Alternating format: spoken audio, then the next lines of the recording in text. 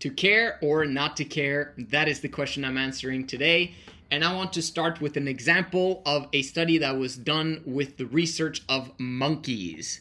Monkeys that were put in a pit in a zoo or whatever it was. There was a pole in the middle of that pit, and they had the opportunity of climbing out towards freedom by the use of this pole.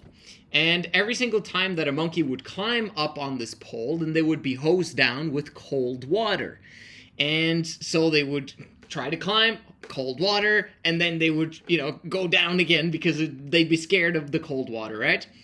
And over time, they began to help each other by pulling each other down before the hosing of the water would start. And so it was a protection mechanism to make sure that they didn't get hosed down with water. It's dangerous to climb up that pole, don't do it. But as a result, none of the monkeys were escaping towards freedom.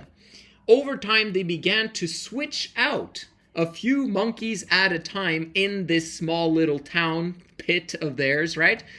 And they started also doing less and less of the hosing with the cold water, until eventually they stopped with the hosing of the cold water, and there was a completely new, all of the monkeys were new over time in that pit, to the point where none of the monkeys had ever been hosed down with water.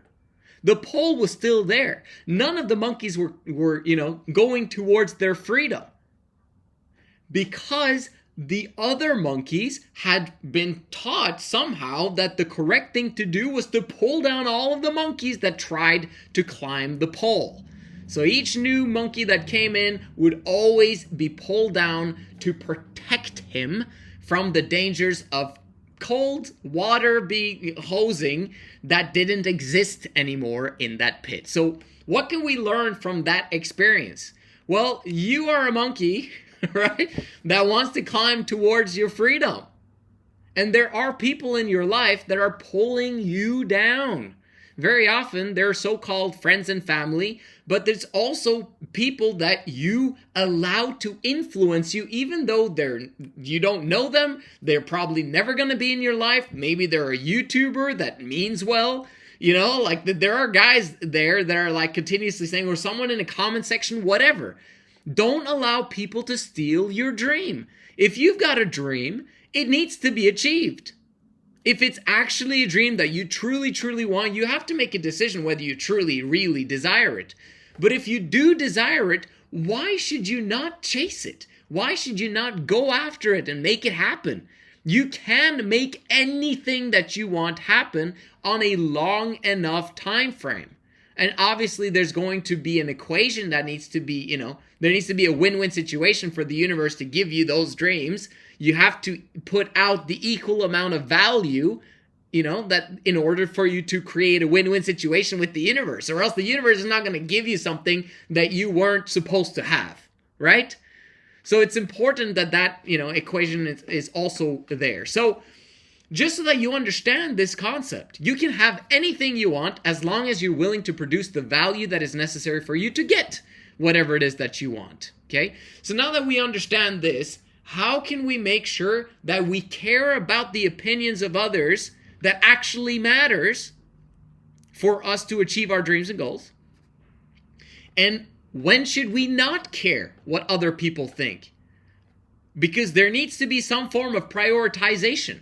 And you can't be winging this stuff. You need to actually, it needs to be a concentrated effort. So imagine this graph here where you have on the left-hand side, you have basically to not care about other people's opinions. So there's going to be some people over there in that left lane, right? And then on the other side, it is people that you should really, really care about their opinions, and there's some people there as well. And then there's a gradient in the middle, and there's peers in the middle. So peers very often, hopefully, are going to be like-minded like us, and they're going to think like us, and they're going to say, they're going to be either or, right? If it's peers that haven't achieved the success that you want to create, there are some things that you should take from them, and there are some things that you should listen to other people about that specific thing, right? So peers will be found in the middle. peer and above, okay, the above is going to be on the right-hand side towards people that you should care about their opinion. And then the people who are on the left-hand side of not having your dreams and goals, not even wanting to achieve anything, being completely and utterly ignorant about the ways of life and success and how things work, you should never ever care about what they think, right? In many ways, there's a quote that says that you are the average of the 5 people that you spend the vast majority of your time with. Right? So if you spend a lot of time with people on the left-hand side that you should not care what they think, it's problematic because you're going to actually care no matter what if you are on the feminine side of the spectrum. And let me explain what I mean by femininity and masculinity and how this all works if you haven't been on my channel before. Femininity is not being in control of your thoughts, emotions, and behaviors independent of circumstance. So you are an environmental creature, in other words. All of us start out there, okay? Even me, right? Everyone. And the less we have the dreams and goals that we aspire to, the more feminine we are, right? So if you want to achieve all of your dreams and goals, you have to move towards masculinity. And what is masculinity then? It's the opposite. It's to be in control of your thoughts, emotions, and behaviors independent of circumstance. You're becoming less and less environmental, and in many ways, you are now becoming the environment for everyone else to follow because you are the leader. You're the person that people look up to take us to the land of our dreams. The more masculine you are, the more you're going to get everything in life that you desire. So if you understand that concept and how that works, let me now explain about the subconscious brain, because this will tell you everything about this, right? You still got the graph, you got peer and below, you got pairs, and then you've got peer and above. The subconscious mind. The subconscious mind works continuously for us 24/7, whether it's positive or whether it's negative. If you put negativity into your brain, it will pass through a passage, a door, if you will, to your subconscious brain, and then your subconscious brain, your subconscious mind is going to chew on that negativity continuously, and that is going to be your brain. That's what your self-talk is going to become, what is mulling over in your subconscious mind on a continual basis. This is why we become the average of the 5 people we spend the vast majority of our time with, because we talk to those people. Their beliefs become our beliefs. Sometimes those are toxic beliefs that we just accept because we have not learned to control that door and that passageway between our conscious mind and our subconscious. Very dangerous stuff if you want to achieve your dreams and goals. In fact, you cannot achieve your dreams and goals if you do not believe or if you do not believe the thoughts and the ideas that will take you there. If you do not do the actions that will take you there, and you have to believe certain things in order for you to take massive action towards those dreams and goals. So if there's people in your life that you spend a lot of time with that are continuously dragging you down, family, friends, or strangers that you've never met before, but they're just completely and utterly stealing your dreams, don't let them. You have to begin to slowly but surely spend less and less and less time with them. Some of them you have to completely and utterly cut out of your life. Because you got to choose. You want your dreams and goals, or you want that person, that negative person that hasn't achieved anything, that doesn't do anything, that you aspire to? Do you want to become like him? Or do you want your dreams and goals? Which you got to choose. Because if that person is not willing to change, guess what? You're not going to change. And that's a big problem. So your subconscious mind, it needs to be strengthened, like the door towards your subconscious mind needs to be strengthened continuously over time. So imagine a steel door instead of, a door frame that has completely open access to anything. I'm being influenced by everyone around me. I care about what everyone thinks. That's a bad idea, right?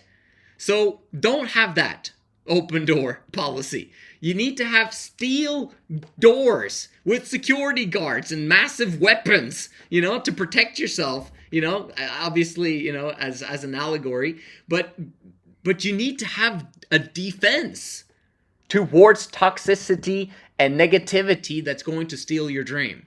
And then when people, the peer and above, who have the things that you want in your life, when they come to you with suggestions and thoughts and ideas and they want to help you to get to where you want to go, then you put your guard down, right? And you submit to the advice, because you're opening then your subconscious mind to receive it and say, yes, I believe in that. I want that.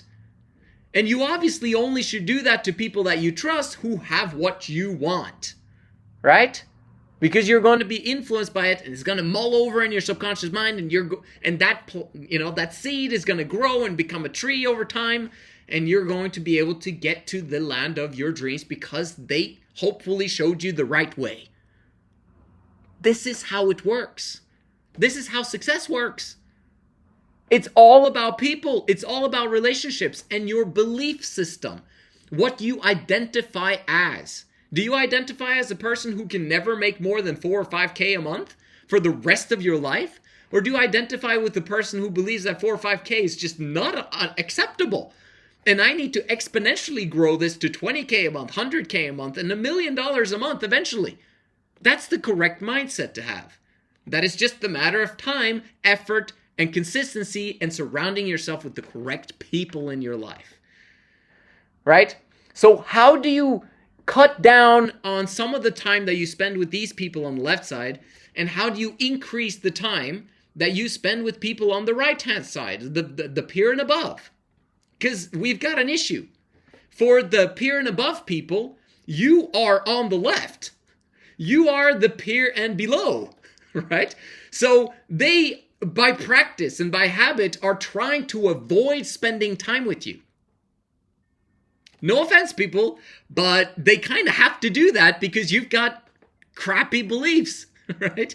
You've got a belief system that has prevented you from getting whatever it is that you want, and that ignorance and those issues that you've got, the problems that you have in your life, basically throw some negativity in their direction that they don't want to have anything of. So being a coach is very difficult because you have to manage to control your thoughts and keep out the negativity and, oh my gosh, I have so many problems, right? And basically understand that there's always a solution, and your brain, right? And over time, you'll get there as well, where you have a firm, like the access towards your subconscious brain has a firm door, steel door that you just can't penetrate, okay? Because you know that, and so obviously, the more masculine you become, as I've just explained, the more you'll have control over that. And that's why people that are peer and above can spend time with us, but they do it in small increments. They do it sometimes if you need help quickly, okay, and then they're out of there, right? What do you do if you want to spend a lot of time with them? Well, you gotta give them something. Like there gotta be some form of win-win situation, and this is why paying for coaching sometimes is crucial. Because you'll have access to them. You're creating a win-win situation where they're actually receiving something that is of value to them so that you can receive what you feel is of value from them so that you can progress towards becoming more like them. Does that make sense? Whether that's paying them money, sometimes that's needed, or whether that is donating of your time in terms of free service or whatever it is that you can do for them that will help both parties. Fantastic. That's the way to go about it. And the cool part is that you have a 30-day free trial to participate on my journey, right? I can actually help you to get to some aspects of your dreams and goals. I got one of them. You might be in a situation where you still have a full-time job. I quit my full-time job October 2016, and I never looked back. I've never had a normal 9-to-5 ever since. Right? I've been making money online, which is pretty freaking awesome. And you can too. Right? But you need to spend more time with people like me Like in the Men of High Value community is a great start. I give you a 30-day free trial, and then you kind of have to pay to participate further in this. But it's only $99 a month, right? So like participate. DM me on Instagram, Telegram, Men of High Value. I'm always there, and I'm going to introduce you to our community. We even got an app coming out now in a few weeks' time, maybe a month's time, on iOS and Android to keep you on track with your habits. And we've got a lot of value to offer to you. Okay, so what can you have in addition to Men of High Value in the community and the coaching that you can receive from me? Well, you've got YouTube. You've got access to the best minds on the planet that you can listen to, and you can read books. Isn't that fantastic? That's what I recommend, is that you increase massively the influence that you receive from people that already have what you want, and you begin to decrease the time investment and money investment that you put in those that do not have what you want and who are trying to steal your dream. Even if it is family and friends, because it is what it is. The subconscious brain doesn't care. It just takes in information and influence from other people, and then input creates output. And you got to be careful about that one, right? So that's what I wanted to share with you guys. It's a very powerful concept. I'll see you guys in the next one.